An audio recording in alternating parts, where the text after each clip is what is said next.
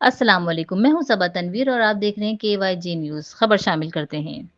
کراچی کے علاقے Landhi number 6 sector کے 51 UC 9 میں رہائشی علاقے کے عین وسط میں قائم کچرا کنڈی علاقے کے باسیوں کے لیے ایک بڑے عذاب کی شکل اختیار کر چکی ہے۔ شہریوں کا کہنا ہے کہ UC چیئرمین صدر اور ٹاؤن انتظامیہ سالڈ ویسٹ کے MC اور DMC اور DC صاحب کی مکمل غفلت کے باعث یہ جگہ مستقل کچرا کنڈی میں تبدیل ہو گئی ہے۔ صورتحال یہ ہے کہ گاڑیاں روزانہ کی بنیاد پر کچرا یہاں لا کر پھینک دیتی ہیں، مگر اسے اٹھانے کے لیے کوئی نظام موجود نہیں۔ نتیجتاً یہ کچرا سڑکوں تک پھیل چکا ہے، جس سے پورے علاقے میں تعفن اور شدید بدبو نے زندگی اجیرن بنا دی ہے۔